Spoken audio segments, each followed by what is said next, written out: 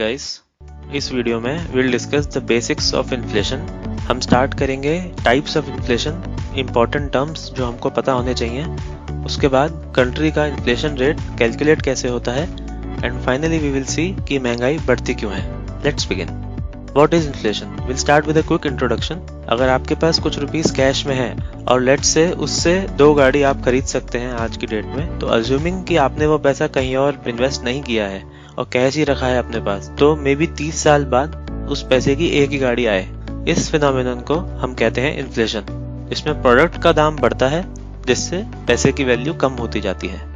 Coming to various types of inflation, will take an example of an apple जो कि 50 रुपए का है अभी आज की डेट में, and then month on month change हम उसका देखेंगे। अगर उसका प्राइस एक महीने में 10% बढ़ के 55 हुआ एंड देन 20% ओवर 55 बढ़ के 66 हुआ, इसको हम कहते हैं इन्फ्लेशन। बट अगर उसका प्राइस बढ़ा तो in next 2 months, but the rate of increase कम हो रही है। फॉर एग्जाम्पल 50 से 55 and then 55 to 58, rate of increase कम हो रही है, उसको कहते हैं डिसइन्फ्लेशन। अगर प्राइस कम हो रहा है तो उसको कहते हैं डिफ्लेशन। बहुत ही रेयर केसेस में होता है कि प्राइस एकदम 100% या 200% बढ़ जाता है। ऐसा तभी होता है जब कंट्री की कंडीशन बहुत ही ज्यादा अच्छी नहीं है, उसको हम हाइपर इन्फ्लेशन कहते हैं। अगर इन्फ्लेशन भी है बट स्टिल ग्रोथ नहीं हो रही, तो आइडियली इन्फ्लेशन बढ़ रहा है तो जीडीपी भी बढ़ना चाहिए। बट इसमें यह है कि इन्फ्लेशन हो रहा है बट जीडीपी डाउन हो रहा है एंड सिमिलरली अनएम्प्लॉयमेंट रेट बढ़ रही है, तो इसलिए उसको स्टैगफ्लेशन कह रहे हैं, विच इज स्टैग्नेंट इन्फ्लेशन। इससे बाहर आना बहुत मुश्किल हो जाता है कंट्री के लिए। How is inflation calculated? एक इंडेक्स होता है जिसको हम कहते हैं कंज्यूमर प्राइस इंडेक्स, CPI। वो हमें हेल्प करता है इन्फ्लेशन निकालने में। अगर हम सिंपल लैंग्वेज में देखें तो inflation is nothing but the change in prices over time.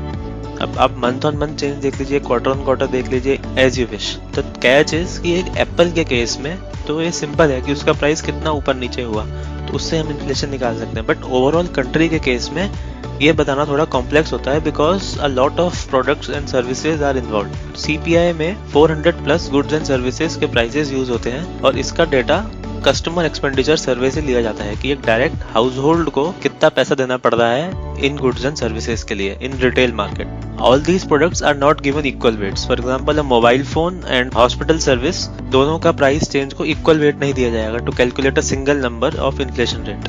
इसमें 6 प्रोडक्ट कैटेगरीज हैं जिसके अलग अलग वेट्स हैं।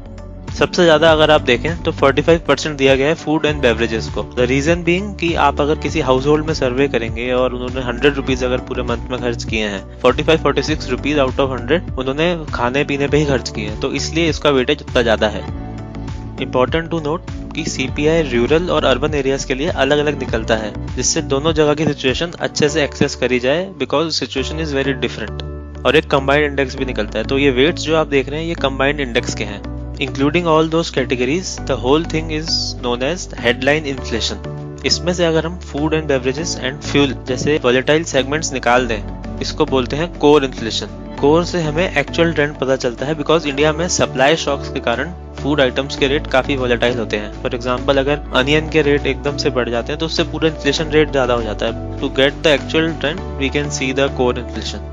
Why do the prices rise? I have explained the 4 possible reasons जिससे ये हो सकता है, but इसके बहुत सारे reasons हो सकते हैं। These 4 are good enough to understand the basics. Increase in money supply. This is driven by the RBI. RBI in some form or the other direct करती है banks को, बोलती है कि आप लोगों को लोन दीजिए at the low interest rates, जिससे कि लोग और ज्यादा लोन लेंगे, लोगों के पॉकेट में ज्यादा पैसा होगा, which means they'll spend more. तो डिमांड बढ़ेगी, rise in inflation. Demand pull theory ये होता है जब एकदम किसी चीज की डिमांड बढ़ जाती है। एग्जाम्पल, कोरोना के टाइम पे मास्क की डिमांड एकदम बढ़ गई थी तो महंगे हो गए थे। If demand is more than supply तो प्राइस बढ़ेगा।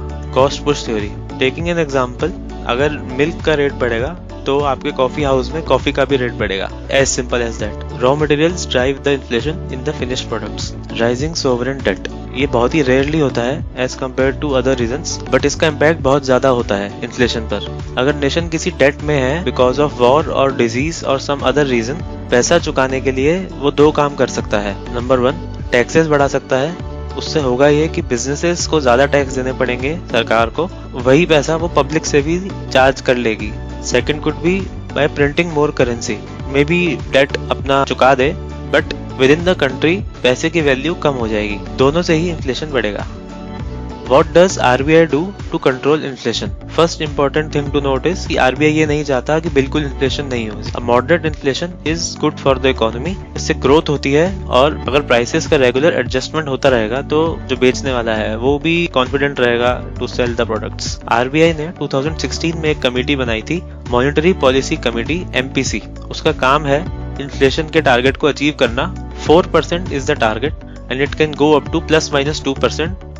वे कंट्रोल कैसे करते हैं इन्फ्लेशन को is a separate topic in itself, will discuss it in some other video. That's it guys, आप बताइए आपको ये कैसा लगा वीडियो कमेंट्स में। अच्छा लगा हो तो please like and subscribe for similar content in future.